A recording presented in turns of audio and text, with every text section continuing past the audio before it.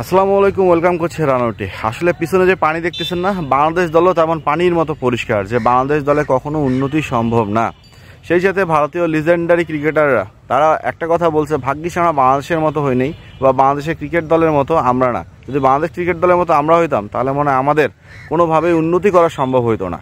এই যে পানির মতো পরিষ্কার কেন বললাম, বাংলাদেশ দলের যে প্লেয়ারটার ফর্ম নাই, যে প্লেয়ারটা একাদশে জায়গা পায় না, যে প্লেয়ারটা দলে থাকবে কিনা সেটা নিয়েই সন্দেহ, অথচ সেই প্লেয়ারটাই বাংলাদেশের অধিনায়ক হিসেবে নির্বাচন হয়। তাহলে বাংলাদেশে আপনারা কাকে নিয়ে আপনি উন্নয়নের চিন্তাটা করবেন?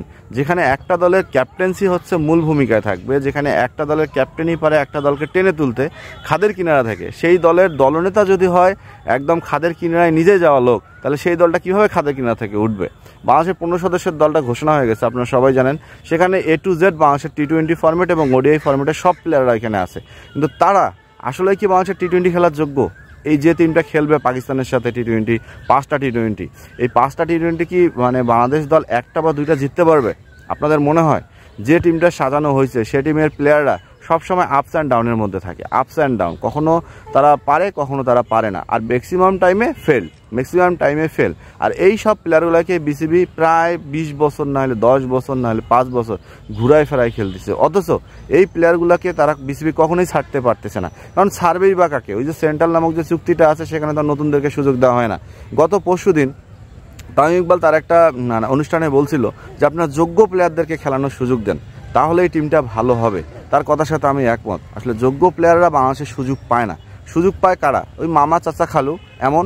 এবং যোগ্য প্লেয়াররা যদি সুযোগ পেত তাহলে আমার মনে হয় বাংলাদেশ যোগ্যতা দিয়েই আজকে উন্নয়ন করতো। আফগানিস্তানের মতো টিম যদি T20-তে এত এগিয়ে যেতে পারে তাহলে বাংলাদেশের অবস্থা এত নাজেহাল কেন? পাকিস্তানের আগে যে আরব আমিরাতের সাথে 2টা T20 আছে না, আমার মনে হয় ওই 2টা T20 বাংলাদেশ হেরে শুরু করতেছে নাকি সেটা একবার চিন্তা করে দেখেন।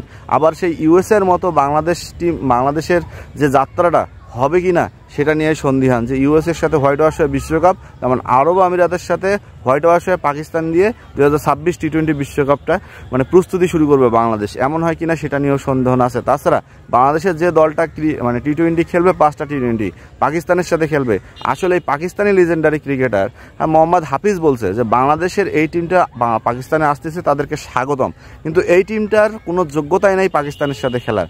আসলে আপনারা কি একমত? তবে আমি তাকে একটা কথা বলতে চাই, মিস্টার বুদ্ধিজীবী, যে আপনার পাকিস্তান টিম এতটাই যোগ্যতা সম্পন্ন টিম যারা কিনা কোনো প্রকার আইসিসি ইভেন্ট মানে ভালো করতে পারে না, যারা কিনা বাংলাদেশের সাথে টেস্টে হোয়াইট ওয়াশ আপনি মনে হয় ভুলে গেছেন। সেইখানটায় বাংলাদেশের T20-তে একটু উন্নয়ন যদি করা যায়, বাংলাদেশ যদি ভালো খেলে এবং আপনাদের যদি হারায় দেয়, তখন আপনার এই কথাটা কোথায় গিয়ে দাঁড়াবে একবার চিন্তা করেন তো। আপনি তো বাংলাদেশ ভারতের পিছুতে নিন্দনীয় কথা বলতে আপনারা দ্বিধাবোধ করেন না, সেইখানে বাংলাদেশকে নিয়ে যখন এত বড় কথা বললেন, তবে একটা কথা মনে রাখেন যে উন্নতি কখন কোন দেশ করে ফেলবে আর T20-তে কখন কোন দেশ ভালো খেলে ফেলবে এটা বলা মুশকিল। ঠিক তেমনই বাংলাদেশও ঝড়ে বক পড়ে, বাংলাদেশ যদি একবার ঝড়ে বক পড়ে যায় পাকিস্তান হোয়াইট ওয়াশও হয়ে যেতে পারে। এদিকে ইন্ডিয়ান ক্রিকেট লিজেন্ড, আপনাকে আগেই বলছি, বীরেন্দ্র সেহবাগ তিনি বলছে পাকিস্তানের সাথে যদি বাংলাদেশ সিরিজ যেতে পারে তিনি নাকি পুরস্কারের ব্যবস্থা করবে। যে ক্রিকেটার বাংলাদেশকে নিয়ে কখনোই কোনো কথা বলে নাই, সেইখানটায় বাংলাদেশকে নিয়ে এত বড় কথা বলাটা নিশ্চয়ই কোনো বুদ্ধিমানের কাজ হয় নাই বা হইতেও পারে। কারণ ক্রিকেট অনিশ্চয়তার খেলা, কোনোভাবেই ব্যাট বলে লেগে যেতেও পারে, আবার কায়দা ঘুরতেও পারে, আর বাংলাদেশ কায়দা করে ম্যাচ জিততেও পারে।